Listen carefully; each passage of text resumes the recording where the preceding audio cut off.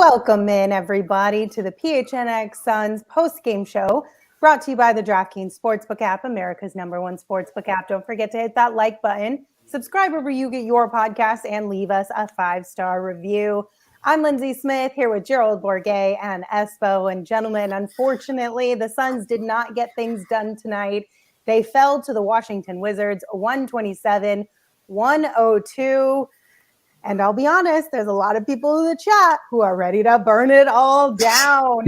Where do you guys stand on this loss? Look, we're here. This is therapy. We'll get through this together. It's going to take a lot of grieving as a group, a lot of coming together. There may be some hugs, at least virtually. It'll be okay now and for the next 4 weeks. Playoffs may not be okay, but everything else will be okay. All right. Shit. Yeah. Look, I understand that this was the second night of a back-to-back. They got into DC at 4 a.m, and they have a ton of guys out. Like, we can't ignore the fact that they're missing their best player. They're missing their 4th or 5th best player with Cam Johnson. Jay Crowder's at home. They've got all these guys out, but at the same time, what's disappointing to me is last game was their best win of the season because they were shorthanded and they brought that energy, that effort. They set the tone defensively. They were crashing the boards. They were tough at keeping their opponent out of the paint. And then tonight, there just wasn't that same focus, that same energy. And again, I don't want it to seem like this is some terrible loss because there were a lot of circumstances like the back-to-back and whatnot. But it's disappointing because they had 2 games where they strung together really nice competitive performances, and then they play the worst team of the 3 and submit their worst performance. That's hard to swallow when they were kind of showing signs like, okay, we're getting back to our identity, and tonight really wasn't it. Yeah, I don't look. The offense. There were stretches where it looked good. There was some effort at times. Again, you're shorthanded. You're on a tail end of a back-to-back. I don't know what you expect from this group in general right now. As outside of DA, who showed up tonight at least offensively, I don't know what else you're expecting. I mean, Chris Paul is in traction in terms of basketball terms. He's just trying to keep the career pulse beating, and you've got a bunch of bench guys playing. I can't do anything but laugh at this point because I don't know what any of these guys are supposed to do. Do we really expect Dwayne Washington Jr. to be the hero every night?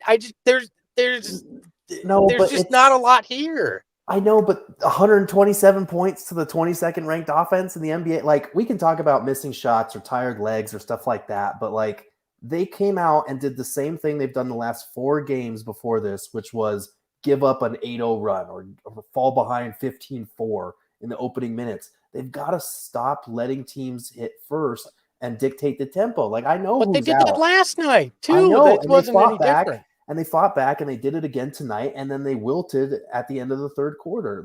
I have a hard time with saying, okay, we see flashes, and we should just be okay with the flashes. I know that they're shorthanded. I know that they're tired and whatnot, but, this is the Wizards, man. It's not going to get any easier. They've got Toronto on Friday. They've got Cleveland, Brooklyn, New York coming up. This is the tough part of the schedule, and I know it's the second night of back-to-back, but the Wizards are the worst team they're going to see for a while. So this feels like a missed opportunity, and they could not stop them all game long. It was a problem. My biggest beef with all of this is that I said it last night too, even in the win.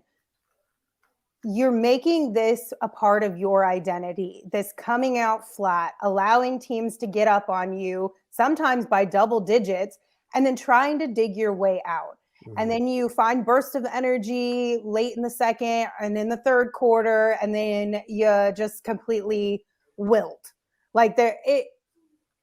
I don't know what's being said pregame or if anything is being said pregame. I'm not going to go as far as to say that Monty and the coaching staff need to be fired, but I will say they need to figure out, they need to have a come to Jesus moment I understand it's a back-to-back. They got in at 4 a.m. I've seen these guys get in late on back-to-backs and still play with energy the next day. And regardless, we're talking specifically about today's game, but what about yesterday's game? What about Christmas game? What about the game before that? Like, what are the excuses as far as coming out flat for those games?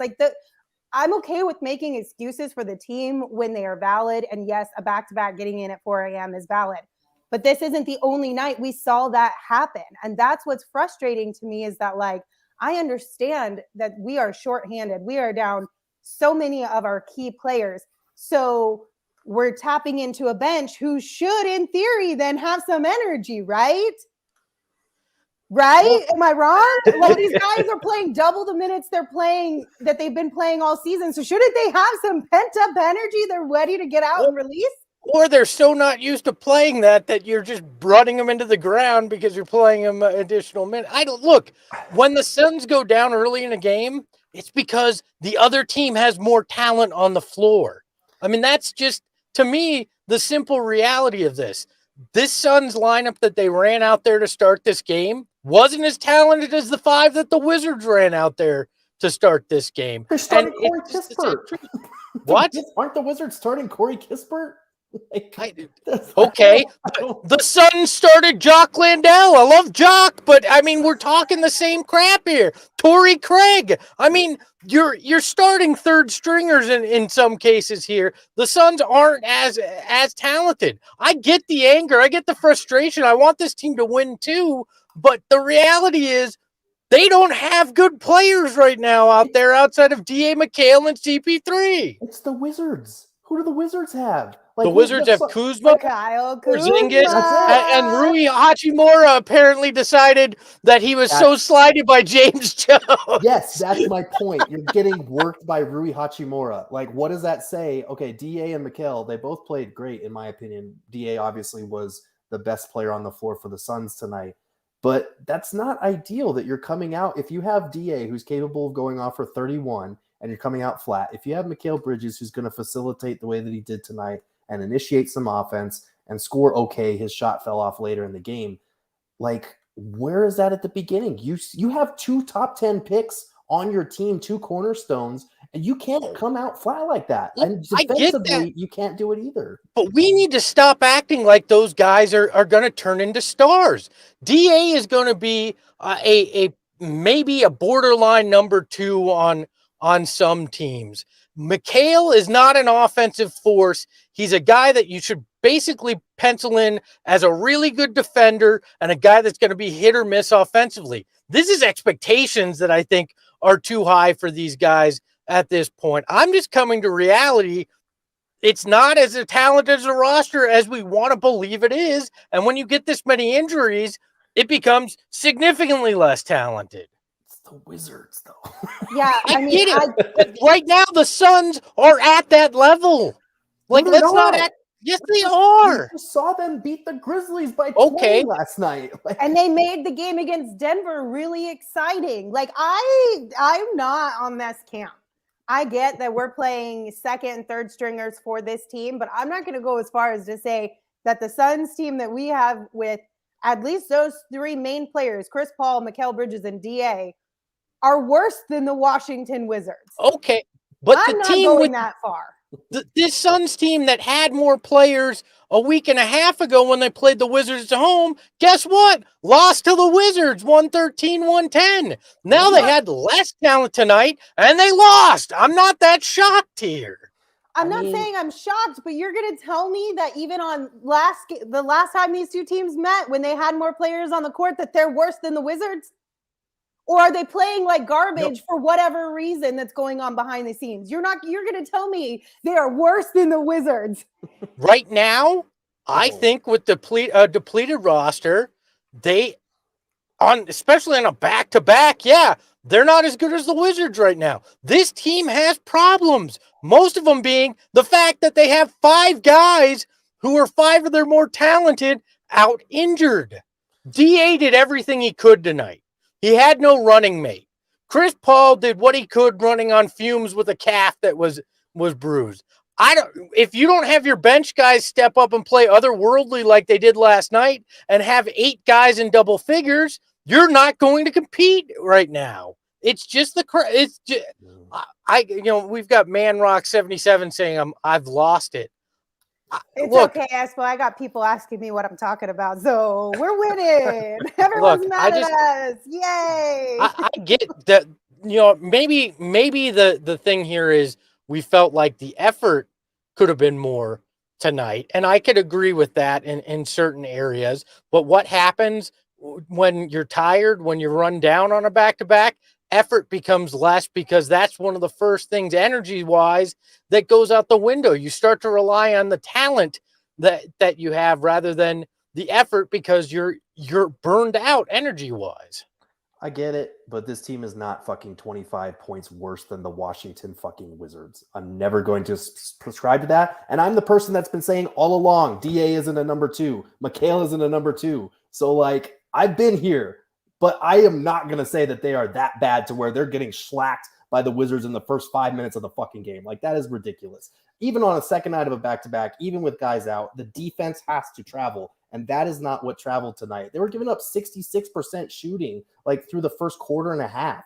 That's the defense hasn't been here all month. But that's the thing, is it showed up the last 2 games and they proved they can still do it. And that's why this loss is frustrating, because they went right back to what they had been doing for the last majority of the month, which is not locking in defensively, not setting the tone on that end, not playing physical. They let them score 60 points in the paint. The Wizards scored 60 points in the paint on them tonight. Like, those are things that you have to be able to do, even on the second night of back-to-back, even with guys out, and especially against the Washington Wizards. Like, I'm just not going to make excuses for that. I will say the DraftKings Sportsbook app would agree that the Suns are better than the Wizards, because look at how they had the line tonight. The Wizards were favored. No, they weren't. They were plus 2.5. No, they were plus 2.5. Suns were minus 2.5. Oh, that's right. You're right. I was wrong. Yeah, and you know what? The DraftKings Sportsbook app has all the analytics and all the insiders and all the and you know what? They got your suckers' money tonight too. Than the Wizards, then the Suns are better than the Wizards. Nah, they got all the suckers' money in tonight, right? They pulled it in by going, oh look, the Suns are favored. No, the smart people bet on the Wizards and bet the money line and the over on points. So. They did it last night too, when the Grizzlies were an 8-point favorite. So that's true. See, at least with the Grizzlies, it's 8. With the Wizards, we're favored by 2.5. Like, come on.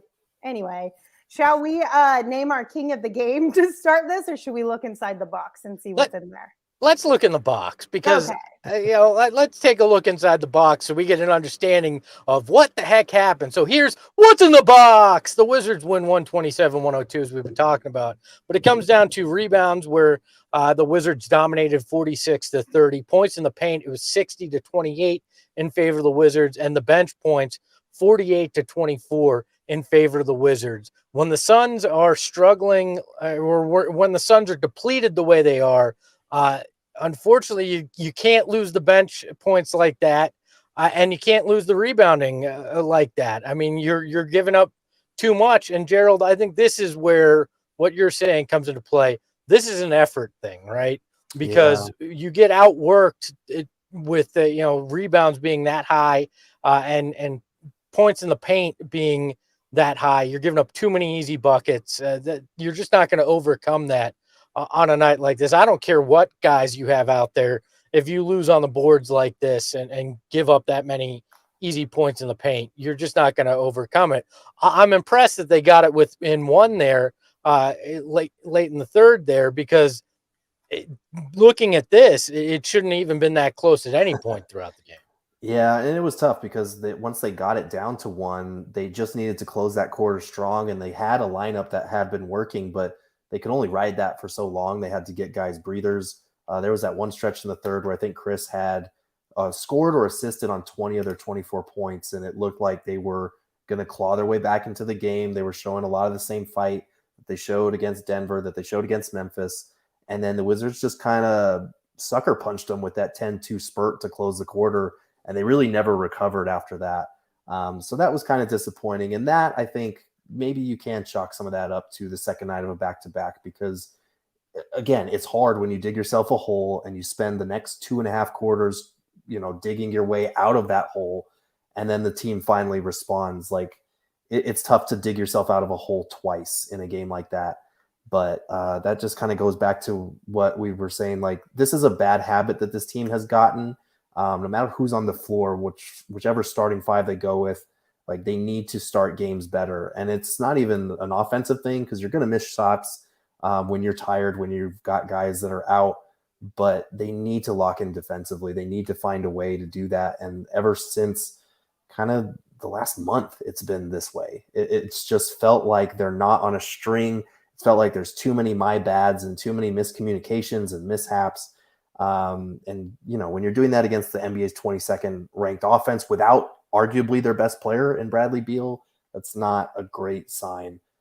So that's going to be the number one thing I'm looking for against the Raptors on Friday, a team that really lacks kind of an offensive creator and initiator outside of Pascal Siakam. They need to show, like, okay, we're going to start this game off. We have 2 days of rest. We're going to start this game off with fresh legs and with full throttle defensive intensity, like we showed after the rough start in Memphis. Well, okay, who do you blame though for these slow starts?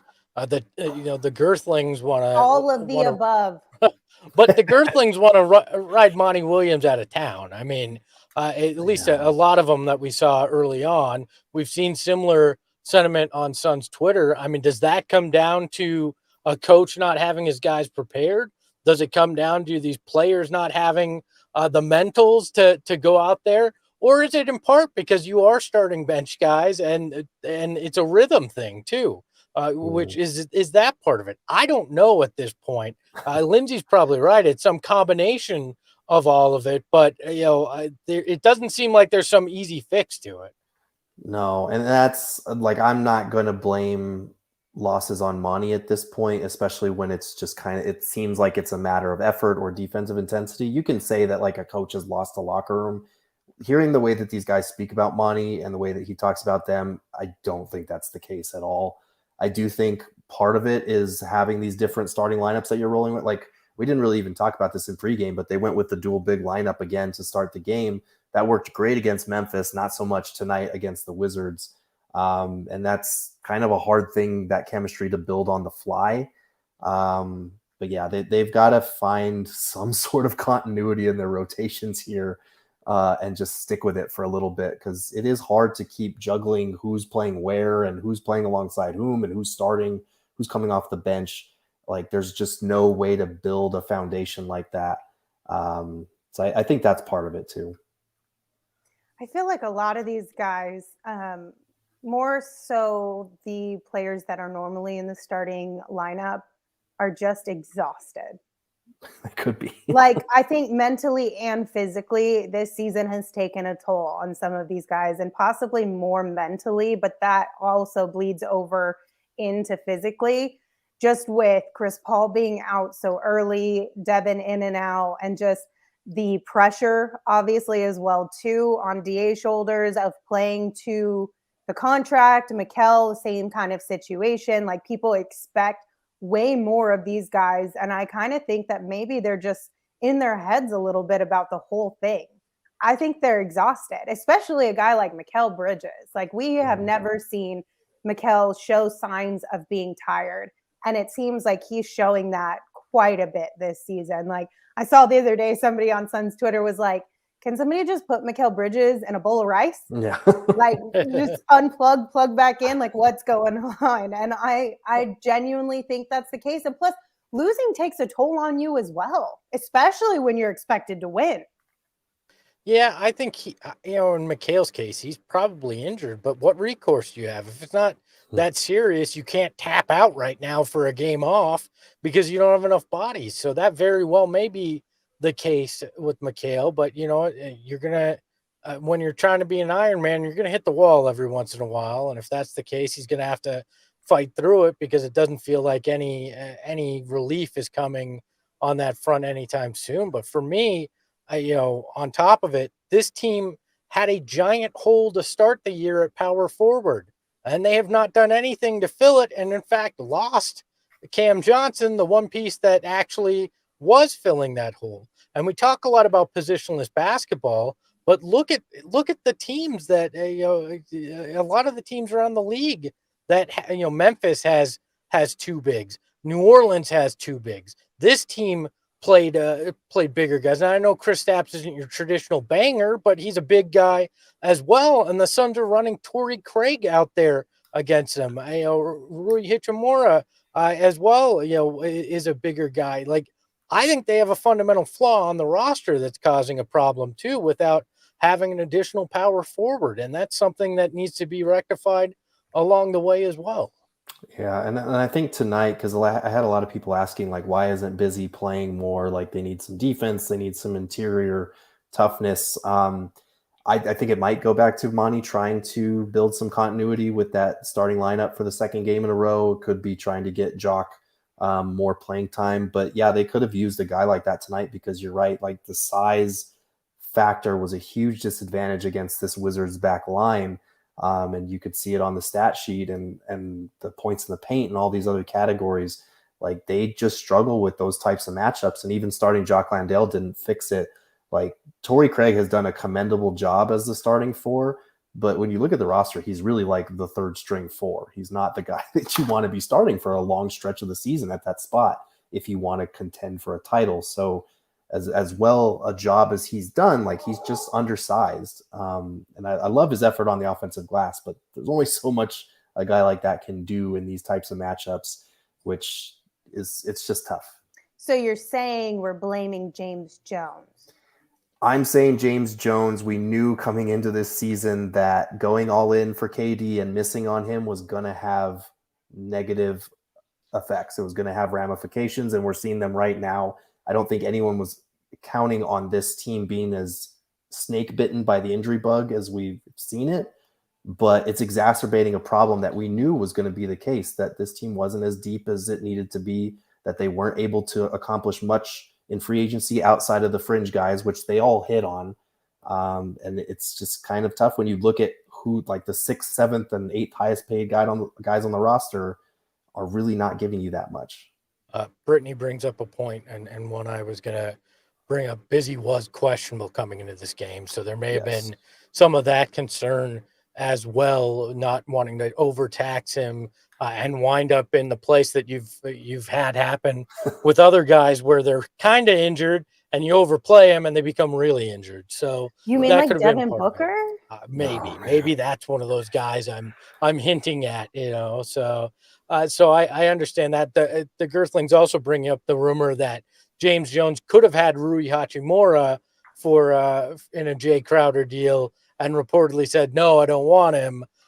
Look, say what you will. These are rumors. I don't know what is actually going on in the front office, but you can't sit on your hands and make them numb any longer. Like, at some point, pick up the phone. Let's figure out something and let's get moving on something.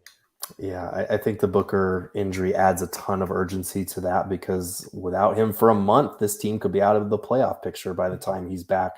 So there is a lot of urgency for him to make a move that brings in a legitimate guy who can make a difference, whether that's a starter or off the bench. I don't know. Rui, I will say, has not had the greatest season. He had a really great night, and I think he probably heard the trade rumors and took that personally. But I think the other part of the rumor was that the Suns countered and asked for Denny Avdija as well, which I'm okay with, because I like Denny and he would have been a good piece financially. That would have made sense to make the math work a little bit better. But yeah, I don't know. I'm not gonna be too upset about Rui going off tonight, because nor am I. I think, like you said, that's I heard the rumors too, and I'm gonna stick it to somebody.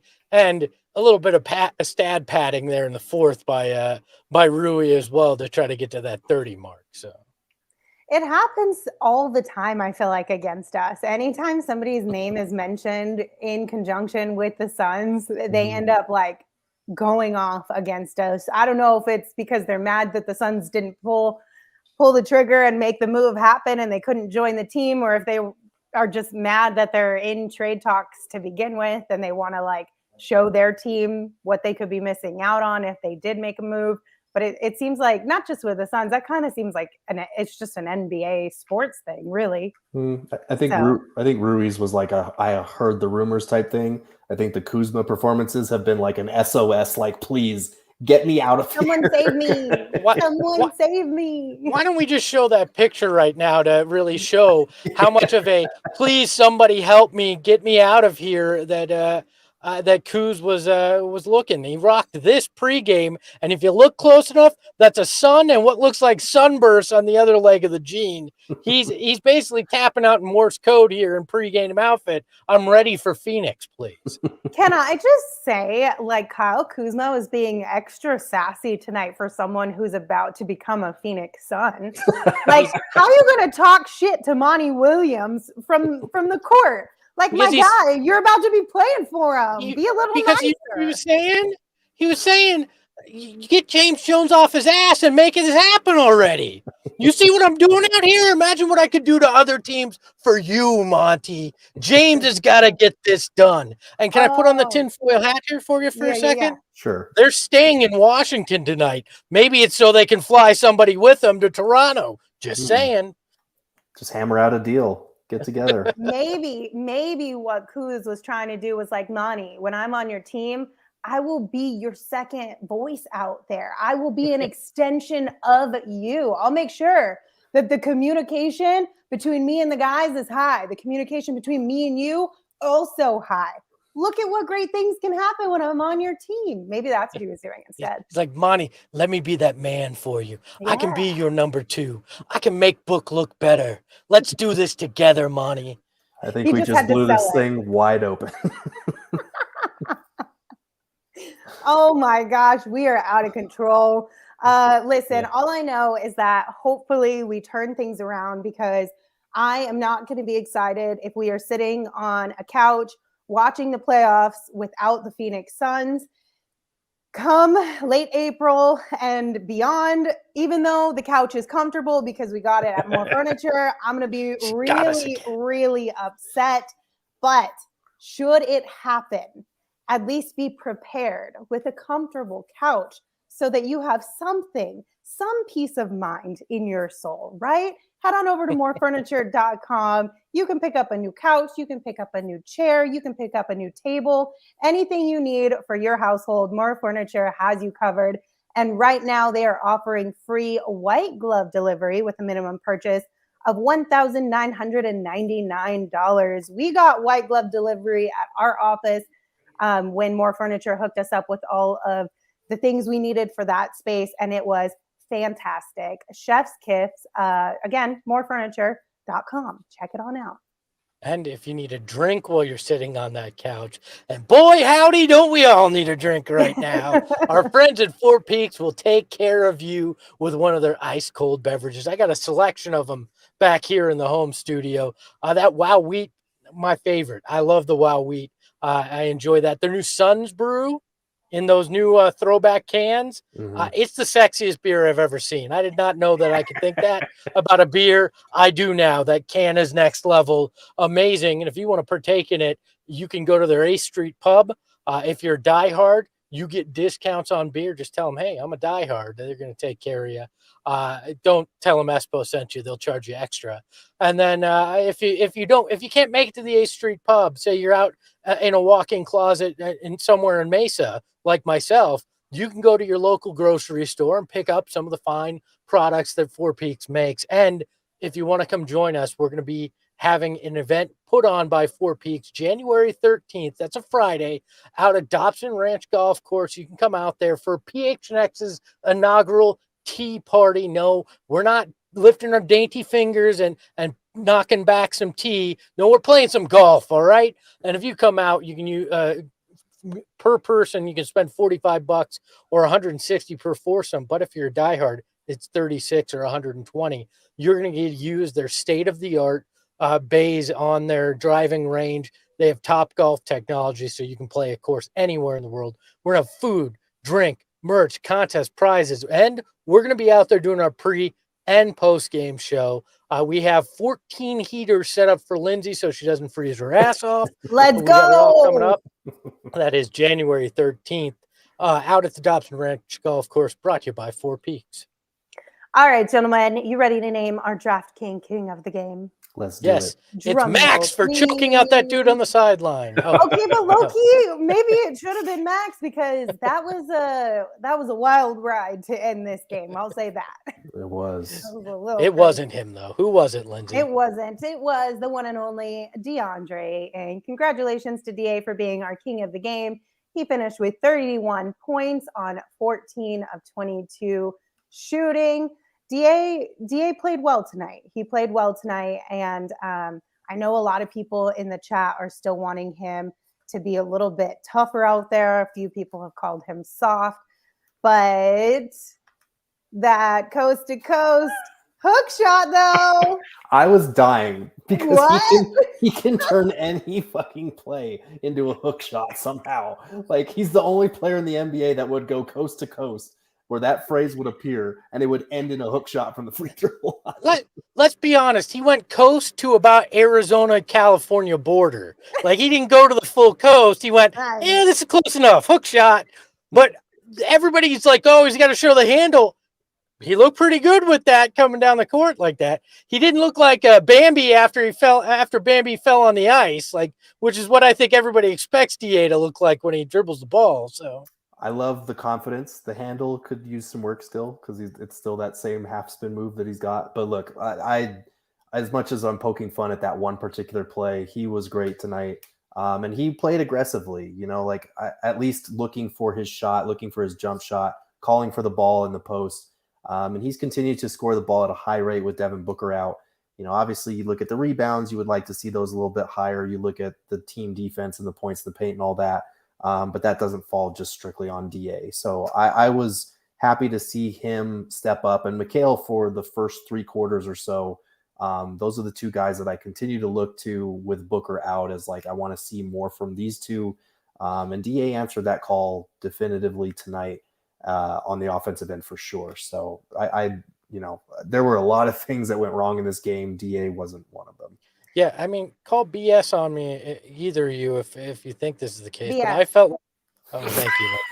I expected that. I thought you'd at least let me get two words out. Sorry. That's fine. But to me, it felt like a lot of cases tonight, DA had to go help on the perimeter with somebody, and a shot went up, and so he wasn't in position to get the rebound because of help, or he was blocking out a guy and nobody else took the time to get the board. So I get it. He should have had more rebounds. I mean, just by the nature of who he is. But I also think you got to look in totality in the big picture. What was he doing, and why may he have been out of position at times? And I think at least a handful of times tonight that was the case. Nobody called bullshit on me. All right. No, I mean, I'll give you that one. I think other teams have kind of provided the blueprint as far as like you want to get DA switched on the perimeter because as good as he is there, if you get a shot up, you're going to have a good chance at an offensive rebound. And as much as the Suns have tried to incorporate offensive rebounding more into their strategy, they still haven't solved what is one of their bigger Achilles heels when it comes to like when they're bad on the defensive glass, they're really bad and they give teams a ton of second chance points. So that is something they've gotten better at this season, but it's still not a strength for them. And it's something they'll have to figure out because Ayton needs more boards. The Suns need to get more stops because they're a very good first shot defensive team. But when you give opponents multiple tries, it can be really demoralizing. You know what could help with that, Gerald? What's that? This isn't an ad read. I'm just going to say a power forward. So. Okay, I thought some OGs. Like OGs. Yeah. Like, what's coming next? At halftime, obviously, like you said, for 3 quarters, at least for both of them, Mikhail did kind of fall off a little bit there at the end. But at halftime, I saw someone on Suns Twitter say, Mikhail and DA are both playing really well in this game. Can we please not fight about those two tonight? And the answer was a resounding no. We never. No, we always have to fight about those two, no matter what. Damn Deandre Ayton scoring 31 points and grabbing 7 rebounds on efficient shooting. What an asshole. How dare he? How dare he? So once again, congratulations, Deandre Ayton, for being the DraftKings King of the game. If you guys have not downloaded the DraftKings Sportsbook app, we highly recommend. Just so everyone knows, I did hit on my bet today. I took the under. Did you, Espo? I picked the money line for the Wizards. That's Cha-ching! right. And I said over 220 for the points. Cha-ching! I won, and it was a big plus money. It was a plus 400, I think. Nice. at Awesome. Look you. at us. We're just crushing it on the DraftKings Sportsbook app. And if you guys want to get in on the action and win some money, make sure you download that app, but make sure you're using the promo code PHNX when you sign up. Because when you use that promo code, after you place a $5 pregame money line bet on any NBA team to win their game, and they do, you're going to get $150 in free bets. Once again, that is code PHNX. Only at DraftKings Sportsbook. Minimum age and eligibility restrictions apply. See show notes for details. Amelia says, hi, guys, in the chat with a crying emoji. I blame you. You asked for a win for your birthday yesterday. You got it, and then we got the loss against the lowly Wizards. So that's on you. This is true. Damn. Happy belated birthday, Amelia. So, okay, we haven't talked about Devin Booker on a post-game show yet. Obviously, we got the news today. We talked about it on the pregame show, but I think it deserves a little bit of space here on the post-game show as well. Unfortunately, y'all, we got bad news. We knew that Devin was sent home to Phoenix for further evaluation on that groin strain. And today we got news from the Suns that he will be reevaluated in 4 weeks, which means we're not going to see Devin Booker for a hot minute out there on the court. Espo, you tweeted this out earlier from our PHNX_Suns account on Twitter, asking fans 1 out of 10 how concerned they were. So I'll ask you guys that exact same question. How concerned are you now about this? Well, cue the Sarah McLachlan for Booker's groin and hamstring, because I will remember you. Just kidding. By the way, Amelia giving me the 11 in the chat. You're welcome, Amelia. Look, I vacillate between my numbers here, but it's got to be an 8. I mean, without Devin Booker, there's no consistency here to any level that can help you win on a regular basis. With Booker, you were able to sustain at least being in the mix in the West. Without him for 4 to 6 weeks, I mean, that's a scary proposition. And you're going to have guys that wouldn't typically step up for you, fill the rules. Last night, it was Dorian Washington Jr. On Tuesday night. Tonight, you didn't get that, and you didn't have those additional guys outside of DA and the 3 main starters give you much of anything. And that's just going to be the reality without Book. They need to find scoring. And we said it in pregame, but I think you just have to hope you can tread water, be around 500 in the games that he misses, keep yourself within striking distance, and then when you come back healthy, kick it into high gear. Yeah, this is tough. I'm probably at an 8 as well. I think it would be at a 7 for me if we knew that Cam Johnson was coming back soon, or if there weren't all these other guys that were also on the injury report. It just kind of compounds the issue, because when your star goes down, you have to rely on depth and continuity, and they have none of that because they have 4 other guys out. I do think this is the type of move that could pressure the front office into making a bigger swing type of trade. And I know that's what a lot of people have wanted to see, but there is a lot more risk in that type of thing. So it might not just be a Jay Crowder trade that we see coming up, because it does feel like the window is starting to close. It's felt like that all season long. And with Book out for a month, I don't know if this team can go 500. It feels like a tall task right now, because he was carrying a lot of the load for this team even when he was healthy. We saw 50-point performances left and right. We saw 40-point performances, and that's what the Suns needed from him. So I am pretty worried about this team. I am worried about the possibility of us even seeing this same young core 4 together at this same time next year. It's not great right now. It's not great, Bob. Yeah, well, and look, I don't want to act like Chicken Little and say the sky's falling, but I also don't want to be Pollyannic and blow smoke up you and say, hey, look, once this team comes back healthy, everything's going to be fine. Mm-hmm. I don't know at this point. But what I'm concerned most about is the long term when it comes to hamstring and groin injuries, because now we've seen, I believe this is 4 in 2 years with Booker that has caused him to miss some significant time. And I've said it on this show before. It makes me think back to the 90s, the early mid 90s, where KJ started having those hamstring and groin injuries, and that it slowed his game and changed his game offensively, and they need to get to the root of what's going on and not put him in a position to wind up re-injuring these things, whether it's allowing him to come back early because he's pushing for it or what. But man, I just want him healthy for the long term. If this winds up becoming kind of an in-between season, but you can keep him healthy, it's well worth it, because I want to see Devin Booker play top level basketball for 8-10 years to come, and not have to worry about these kind of injuries. That's a fantastic point, Espo. And Kyle B in the chat also brought it up, said that they're more concerned about the long term when it comes to Devin, because those two things are connected, and that he's concerned that he'll start developing more issues later on if we don't get to the root cause of this problem.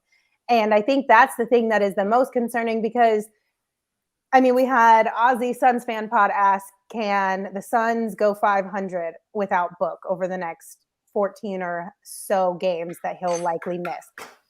And the question is, I mean, the answer is yes, they can, but will they? I don't think so.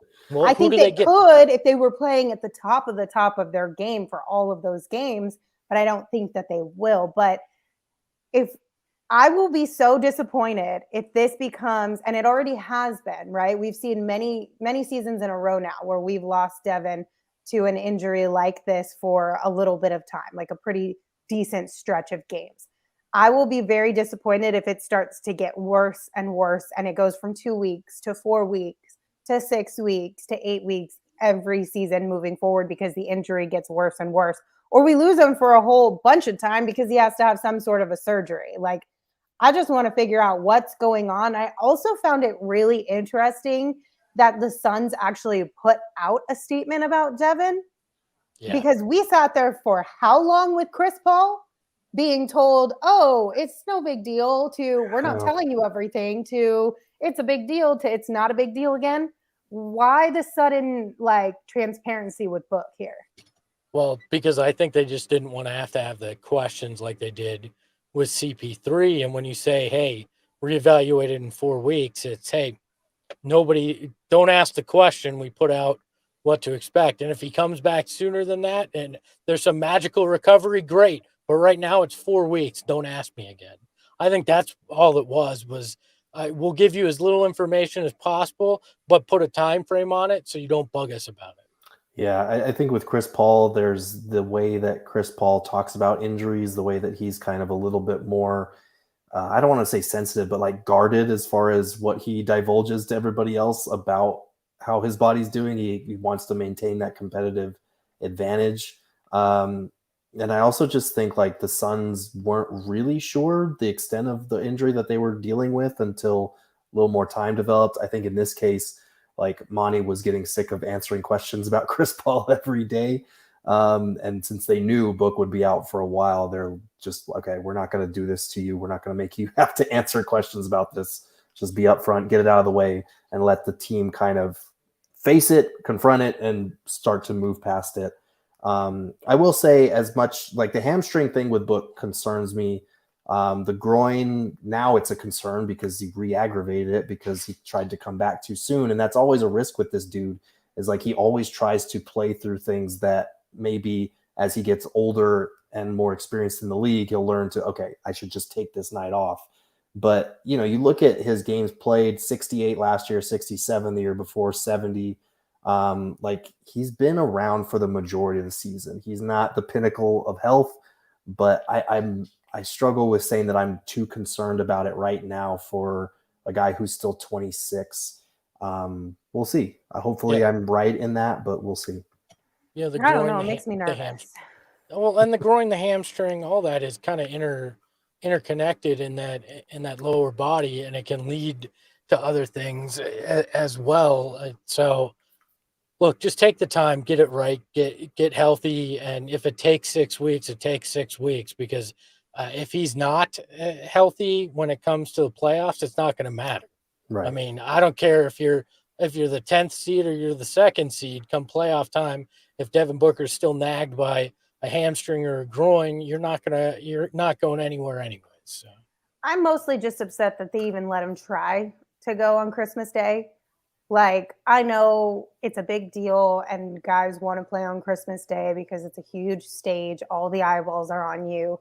Book lost his Christmas Day, his first Christmas Day game last season. He wanted to try and get a W this year, but I'm mostly mad that they even let him play. Because, like, the thing is Monty always says this, especially about Book and Mikal. He always says, yeah, I know their minutes are high, but I trust that they'll tell me when they've had too much. BS, Monty. They're liars. Stop believing them. He's a player's coach. That's what these guys do. I know, but Monty needs to be like, nah, you good. You just sit this one out. I think he gets too wrapped up in the competition sometimes and the minutes thing gets put on the back burner, because he's admitted a couple of times, like, yeah, I played him too much, or yeah, I got lost in how the game was going.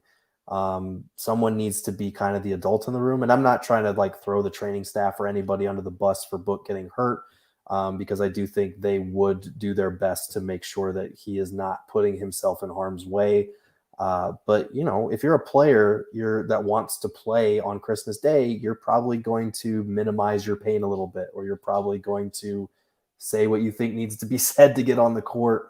And that's where I think Book needs to kind of save himself from himself.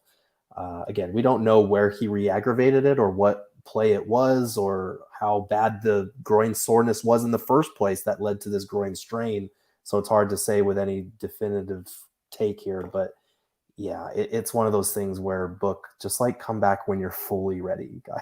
Like, but by the way, Kyle B in the chat must be a personal trainer. He says Booker most likely has some hypolordosis, too little low back curve, some pelvic instability, tilt or rotation going on, and his muscles are overcompensating for it. I worked in personal training certification for 5 years, and that is a man who has read some personal training and corrective exercise stuff there, because those are all terms that go along with it, and some of that is actually probably correct when it comes to Devin Booker as well. Guys, we have a bet being made in the chat right now. What's that? This is fun. Matt and James are they're putting a wager on the line about whether DA will or will not be on this team after that January 15th start. If I'm up to date on the chat and things that are going on, I guess they're making a little friendly wager of $100. So we'll see how this kind of plays out. This is James fun. is going to win himself $100 because the odds are in his favor, since DA controls where he'd go in any move with being able to approve any deal between trade deadline and until the summer. So yeah, probably a smart bet. I like how the two of these handled it in the chat, the two of these guys, because we've seen some lately when games are rough, we get a little bit spicy with one another. I yelled at Espo earlier today. I understand. You did? I get it. I don't remember that. But instead of just fighting with each other, just put a little friendly wager on the line. Just make some little side bets and become even better friends. That's how you keep the friendship alive. You'll make it a bet instead of just arguing back and forth until you're all tired. I don't know. When you take somebody's money, does that keep the friendship alive, or does it strain things a bit? Yeah, because then it's a mutual agreement. It is a agreed upon wager. I feel like then you can't be mad about it one way or the other, because you agreed to the wager. I think Lindsay's just trying to lay the groundwork for, if you really want to be my friend, give me money. Well, Gerald, she's told us that before, so that's not new. Well, listen, neither one of you have done it, and I'm still your friend, so apparently I'm bluffing. When the camera's on. Kid. By the way, Matt saying, wait a second, I have not agreed on $100. You just did. We made it official on the show. And anything we say on air is binding now legally. That's true. The lawyer's not in the chat today, but he'll be in the chat tomorrow, so you got to keep an eye out for it. I'm just kidding. Regardless if it's $100 or not, I still like a friendly little wager right there going on. So we had a question in the chat too from Midge. They said, what happened with the fan being escorted out? Does anyone know? Our friend Dwayne Rankin had an update on that. He said, quote, Monty Williams said 2 fans were out of control as far as the disrespect. Said NBA needs to do something so players and coaches can feel more protected. So apparently the choke by Max was well warranted with what these guys were saying. What I found interesting was they took the 2 guys out different ways in the arena too. So apparently they were so toxic together that they had to split them up just to make sure it wasn't even worse on the way out. So that one guy that the police was escorting up the stairs that they kept showing looked hammered. So I can't imagine what he was saying to get Max to react that way. And this is something the Suns have dealt with before during that Pelicans series. Chris Paul, the incident with his family, like this is something we've seen sporadically over the last few years, but it feels like it's been happening more and more. And it's unfortunate because people get onto courtside and they think they can just say whatever the hell they want because they paid a lot of money. And people forget that these are human beings with families that are people deserving of our respect, not just because of what they can do on the basketball court. That should be marvelous to us to watch, but because they're human beings who deserve respect. So I hope that the league punishes those fans for whatever that they said and punishes them accordingly based on what they said. Look, the league needs to remove those seats that are basically part of the bench. I'm sorry, you're asking for trouble when you put fans that close to the coaches and the players. It's uncalled for. Having sat courtside for a long time, when I was with the team, you would hear these things that were being said to opponents that were sitting closer. Even sometimes when things were bad, to the Suns themselves at their home arena. Like, give them at least a buffer. You're giving them no space there. These guys were basically next to Monty all night. No wonder Max had to go over there to protect his own people.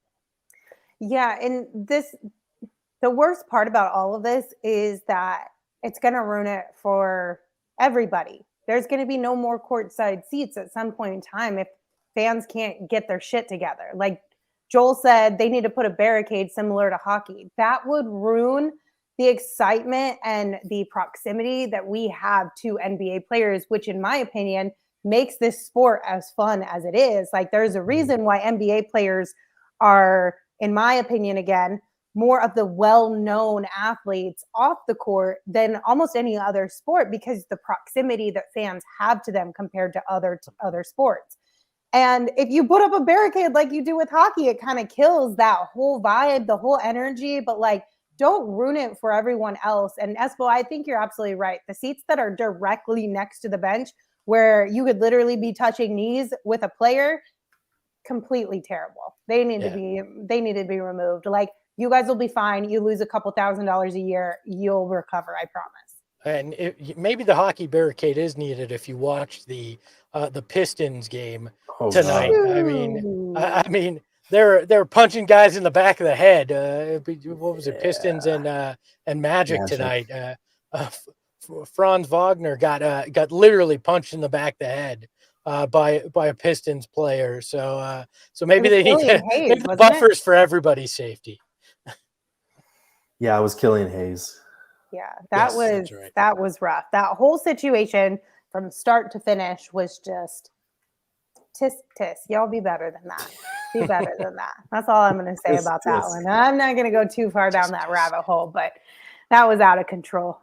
Anyway, we have a couple more things to talk about tonight before we say goodbye. But first, let me tell you guys about Illegal Pete's. Illegal Pete's is the place to go If you are craving a delightful Mexican food, they've got bowls, they've got tacos, they've got burritos, they've got nachos, they've got salads, and the list goes on and on. In addition to the food, they also have a full bar. So we're talking custom cocktails, beers. Oh, did I mention piping hot queso? Like, Oh, you didn't, but now you did. Illegal Pete's is where it's at, you guys. So if you're like me and this week is kind of one of those weird weeks where you're like, I'm kind of like being an adult, but also not, I'm just going to eat out instead of cooking food at home, let me recommend Illegal Pete's for your lunch tomorrow. And we're super excited to welcome them to the PHNX family. You can check out their location off of Mill in Tempe. And right now, when you purchase $100 in gift cards, they'll throw you a $25 gift card on the house. Plus, be on the lookout for some informal happy hours with our PHNX Sun Devils crew. And those are going to be a lot of fun. Those boys, they know how to eat, they know how to drink, they know how to have a good time. So keep an eye out for those. Yeah, and you know how you can have a good time as well, Lindsay? You got a guess? Yeah, because you could do this one at home from the comfort of your More Furniture couch. Get your heads out of the gutter. It's Underdog Fantasy, what you can do from the comfort of your own home on the More Furniture. It's simple. It's easy. All you got to do is download that Underdog Fantasy app. You can play daily fantasy, which is so much better than season long, because if you screw up a draft, you only have to live with it for 24 hours, not an entire 3 months or 4 months of a season, which is a win when you suck at drafting like me. And then you can take your friend's money constantly. And Lindsay said the good way to have a good relationship with your friends is to take their money. So do it on the Underdog Fantasy app, and pick 'em is always fun there too. You pick higher or lower on a stat total for a player. And then if you put 5 of them together, you can get 20 times your money if you win. It's just that easy. Use the promo code PHNX when you sign up for the Underdog Fantasy app by downloading the app or getting it at underdogfantasy.com.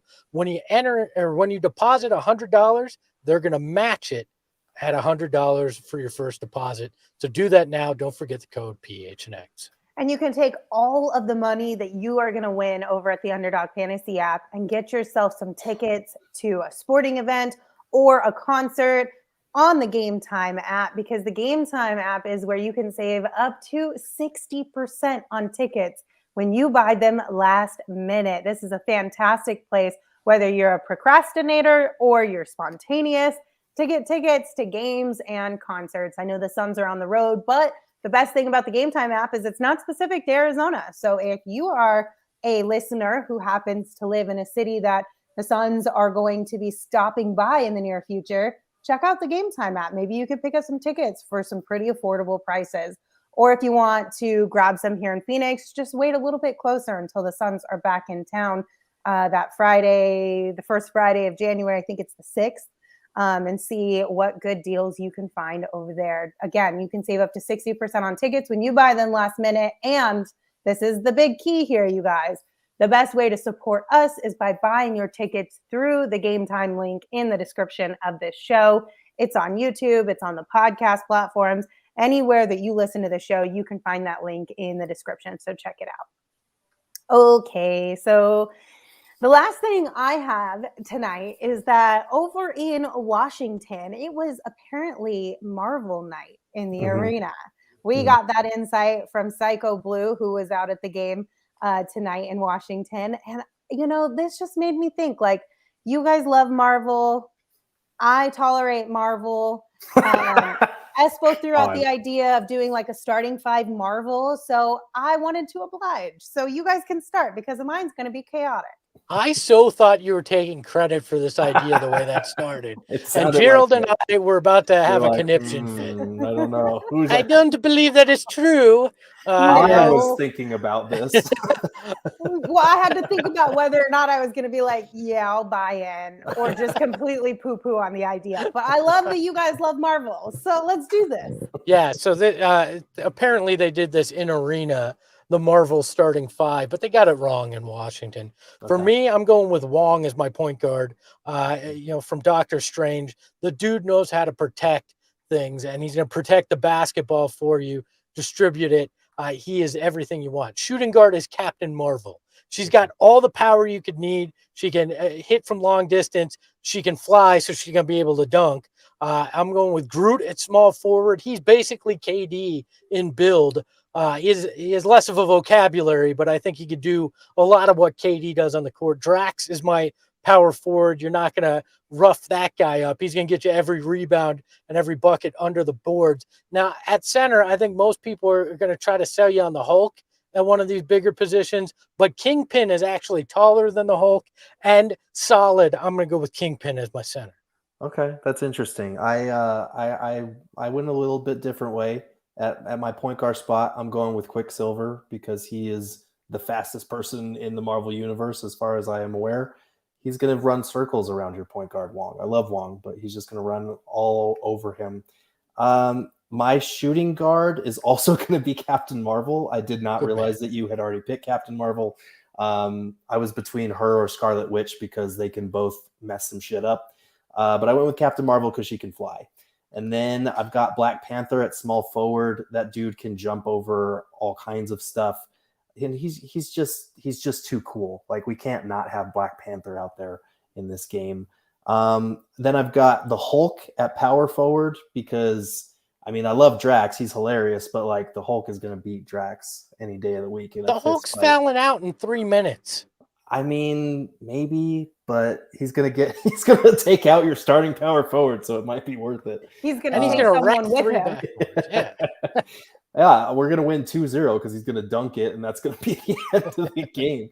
And then my center is Mr. Fantastic. Lots of wingspan with that guy. He's gonna swat a lot of shots. He's like Rudy Gobert, but less annoying. So I'm gonna take Mr. Fantastic there. I blame my scouting department. Mr. Fantastic should have made my roster. I'm not gonna lie. Okay, so I clearly don't know Marvel characters that well. So what I did was at halftime, I Googled Marvel characters, and there was a very, very long list in alphabetical order. It was like 76 pages, you guys, and there were like 13 characters on each page. Mm-hmm. So I only made it through B. But I picked these 6 people. I know you can't see this really well, but if you don't know who these people are. How are you going to pick 6 for a starting 5? Because I'm also giving you my 6th man. Okay. Okay. Lindsay doesn't play by the rules. That's how. But like, if you don't know who these characters are, I am telling you should just Google them just to see them, because I picked based on vibes off of what they look like. But there's a Black Jack O'Hare, super dope. He's on my team for sure. Abyss is like an alien with like 6 eyeballs and sharp teeth. Definitely on my team. Blind Owl is like an old grandma.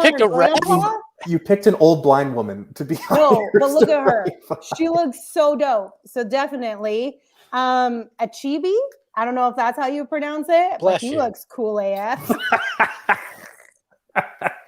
Anesthesia, love her. And then Agatha Harkness. She's like an old spicy lady. I like her too. I feel like she would like shank you in the side. I mean, I know 2 of those characters, and I'm a pretty big Marvel fan. Like, that's rough. Isn't that the Agatha really cool from WandaVision? Yeah, Catherine Hahn's character. Yeah. Yes. Maybe. But I liked these characters. These kind of characters, see, like they put these in the movie, I might watch Marvel movies. These characters look dope as hell. You literally just picked A through B.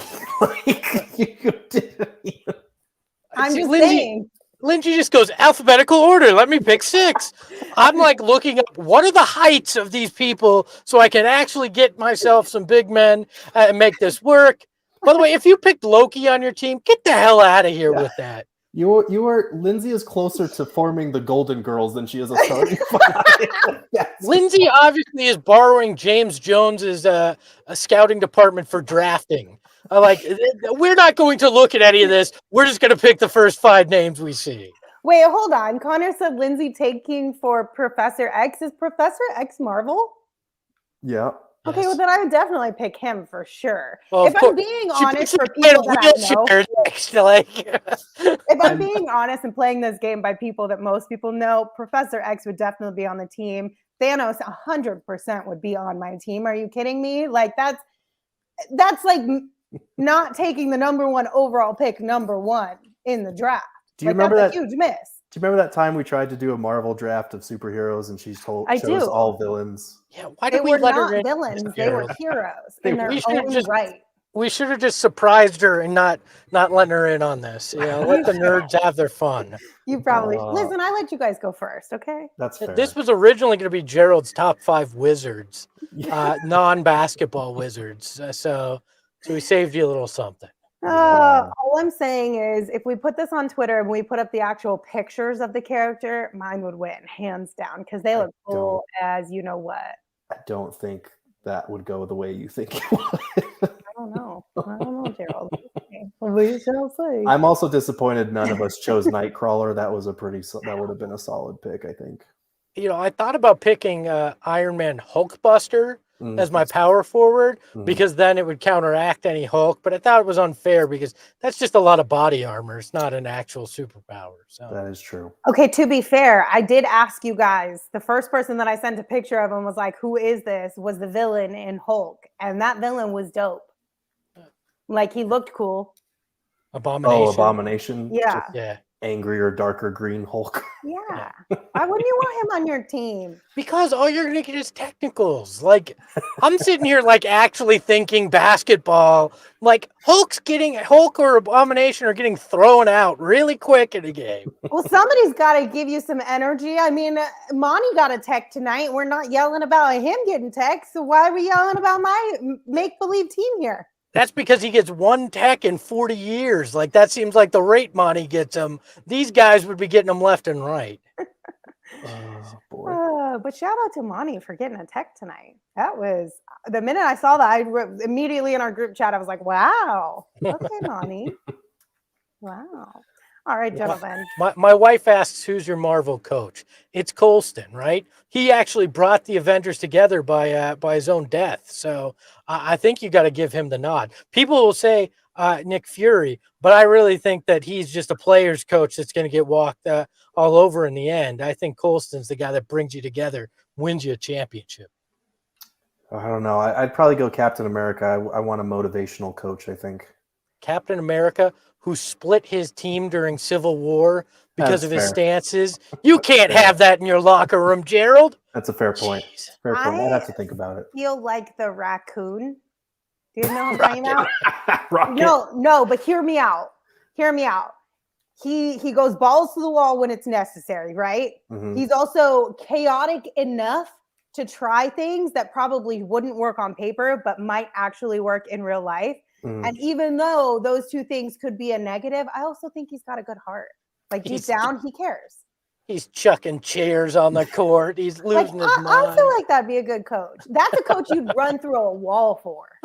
Yeah, or he'd throw a grenade on the court and just end the game real quick. But well, the referees would stay in line. That's for sure. It's true. I think Kyle had the right idea in the chat. He said Professor X just because he can read the opponent's minds and draw up plays. He'd probably be pretty good at that, I think. That's a pretty good one. That's a pretty good one.